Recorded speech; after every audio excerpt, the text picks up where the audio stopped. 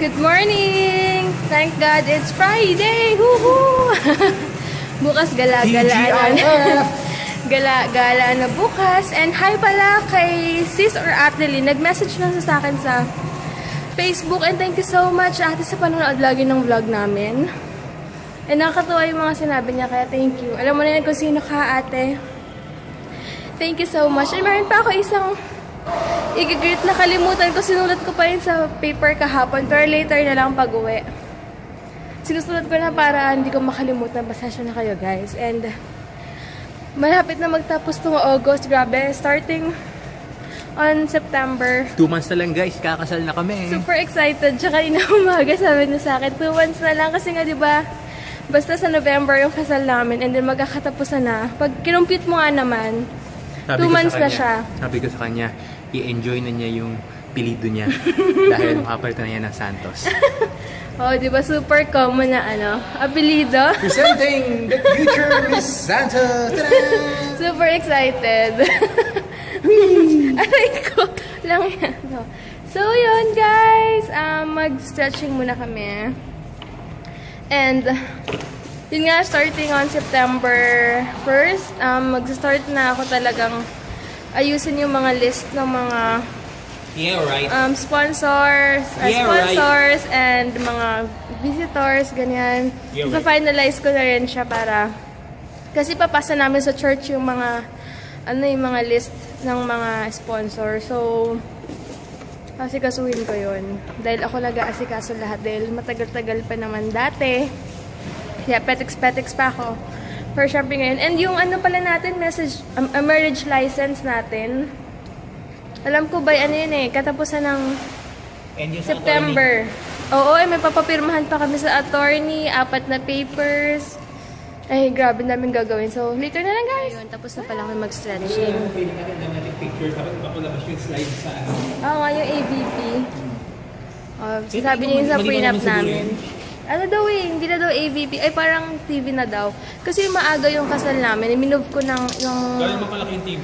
Minove ko ng maaga yung wedding. Kasi nga, meron pa kaming handaan after sa kila mama sa Cavite.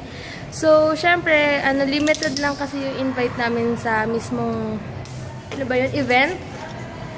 Na yung ceremony and reception. Tas, yung mga ibang family kasi ng daddy ko, doon na yun sa Cavite. Kasi sobrang dami nila. And alam niyo na nato, family, sobrang dami talaga nilang kamag-anak. Kaya yung mga, invite lang namin sa mismong event, yung, syempre, sponsors, family namin, and yung mga ibang mga abay lang, and ibang friends lang. Kaya yun. Kasi meron din naman sa bahay eh. So, yung iba, baka doon na lang namin invite sa Cavite. Kasi alam niyo na, and kami lang kasi actually si Heinz lang kasi nag-provide ng talagang, payment sa namin. Nag-work hard siya para sa kasal namin. And ayaw niya kasi syempre ayaw din namin abalahin yung parents namin. Kaya as much as possible talaga gusto namin yung mga close friends, family lang talaga yung invite namin dun sa mismong venue. So alam ko naman maintindihan ng iba yun. Dahil pagkasal talaga sobrang magastos. Pero syempre once lang, sabi nila once na ikakasal, pero syempre isipin mo rin yung future. Hindi mo isipin yung ibang tao na para lang magpa-impress or what. Importante ikakasal ka, diba guys? And siguro maintindihan naman ng iba yun. Dami ko nang nasabi. Ang daldal ko na naman. No? Sige guys, later na lang. Tatakbo muna. Guys, kakatapos ko lang mag-skipping rope ng 10 minutes. Grabe. Super pawis. Grabe as in. Ay, anyway, yun nga. Ang bilis ng araw. Grabe guys, no? Kakatapos na ng August. Tapos, my goodness, di ako makapaniwala magta-25 na ako. Ganun pala yun, no? Kapag, dati, pag bata ka, gusto mong tumanda agad. Alam niyo yun? Dahil 12 years old ka pa lang, gusto mo na maging 15 ka, 18 ka. Pero pag 25 ka na, parang gusto mo naman magpabata ng age, diba? Kala ka. Yun si Heinz, nakalimutan pala niya yung headset niya. Kaya ngayon, wala siyang headset. Para siyang chipipay. Chipipay talaga yung word. Kasi wala ang headset. Nakaala lang sa arm. Yung armband yan, nandito lang. Yan siya. Ayan.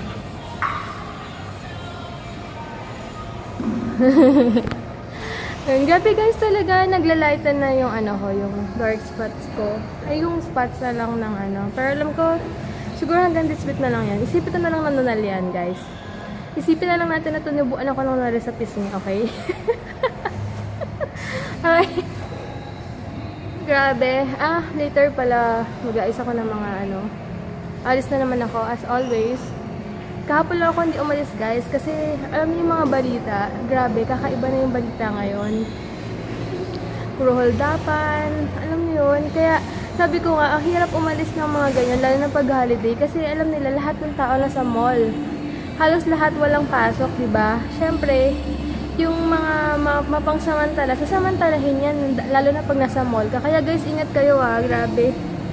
As in, lalo na huwag kayo masyado makikipag-usap kung sa hindi nyo kakilala. Kasi yung nasa Tagaytay kami, buti na lang alert si Heinz kasi may nakikipag-usap sa akin girl, matanda na siya.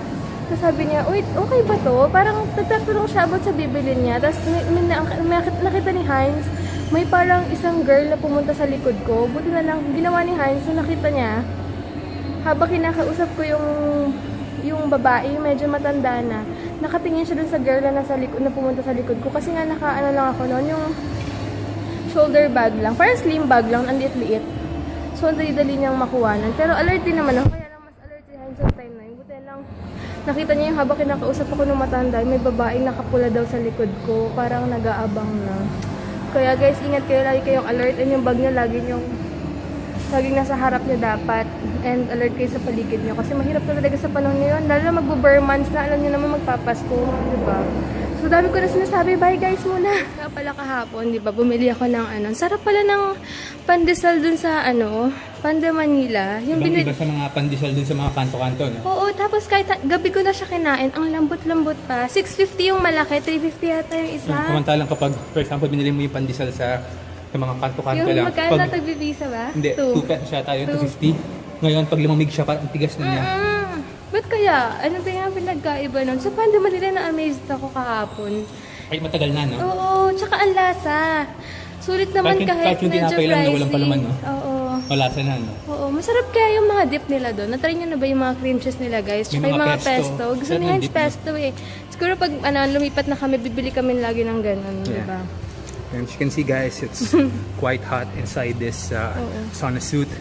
Been sweating like crap. Chika, look at this. There you go. Yikes. Yung blue naging black na. Literally, I could go ahead and squeeze this and have a bucket full of sweat. O, kasi kahapon, guys, alam nyo ba, nag-inasal kami, diba? 2.5 rice ang ang kinain niya. As in, ewan ko ba dyan, stress kasi siya sa work. So, ganyan yan pag pag medyo na-stress siya, kain siya ng kain. Tapos naghalo-halo pa kami. Grabe, pero ngayon, okay na yan. Normal lang naman sa work magka-problema kasi baka mamaya maiba yung schedule niya kaya, pero hindi pa naman sure, pero sana wag na matuloy or kung maiba man yung schedule niya ng oras ng pasok niya. Sana Saturday, Sunday pa rin kasi ang dami na namin naka-schedule namin para sa preparation. Kaya next month, totoong busy-busyhan ako. Ngayon, nagpe-petics lang ako Kasi may nag-aasikaso ng yung pang bouquet ko. Hindi ko pa ma-post hindi ko pa ma-share. Next time na lang. Pag malapit na yung or sa mismo wedding ko na ipopost lahat ng ginagawa ng tita ko. Sa Pero iba yung bouquet ko sa hawakan ko and iba yung hihahagis ko. Kasi baka mamaya, yung bouquet ko kapag hinagis ko yun magkaroon ng bukol yung mga sasayaw. Kasi puro bata-bata yun. Imagine niyo yun yung pang yun yung panghagis ko, yung magkakabukol yung makakasalon. Sige na guys, later na lang. Hi guys, bago ako umalis at bago ko makalimutan, si Ate Paula pala, meron na siyang vlog and subscribe na lang kayo sa kanya. Ang name niya is Paula Penalba. I-search na lang siya guys and subscribe na lang kayo sa kanya. And Nakalimutan ko kahapon, nakalimutan namin i-greet ni Hines si Jill Pascual. Hi sis, sorry talaga. Kasi yun nga, sabi ko na nga ba, may nakalimutan ako isa nagpapagreet na wala talaga sa isip ko na ikaw. Kasi alam nyo na may memory gap talaga ako. Ay, pasensya na wala pa ako makeup. Pero di na ako mag-makeup, nag-lipstick lang ako. And magkasalamin lang ako later. Yun, anyway, nag-explain pa yun. Anyway, and then kay Jing, na only daughter ni Ate Lynn, ni Mommy Lynn. Hi, thank you so much sis sa sa Viber mo and yun sa mga comments mo about sa akin. Thank you so much. Thank you so much as in. So yun, basta guys, kung may nakalimutan ako, remind yun lang sa akin. Pasensya na talaga kasi may memory gap talaga ako. Yan ang sakit ko. And hindi talaga ako pala tandain sa mga names. Pero sa mga faces, naalala ko kayo guys. So, alis muna ako. Pupunta ako ng kung saan-saan lang dyan na naman. And, I'm so happy kasi Friday na, Saturday na gala na. Yun nga lang, hindi nga long weekend si Hines kasi nga Monday, alam niyo na, call center agents. Walang holiday sa kanila. Ganun talaga ang life. So, yun lang. And, thank you ulit kay kay I'm Dekya. Ate, thank you so much. Kinilig talaga ako nung binanggit mo yung name ko and ni Hines. Bukas ko na sabihin kay Hines na grinit mo rin siya kasi tulog na siya kanina nung napanood ko yung video mo. And talagang hindi ako, pag nanonood ako ng vlog, hindi ko minsan natatapos kasi naaasar talaga ako sa buffering ng buffering. Pero minsan naman, ginagawa ko na restart ko yung phone ko, tapos ino-on ko para mabilis yung, yung internet. Kaya lang minsan talaga, ewan ko, nagloloko, depende talaga sa globe.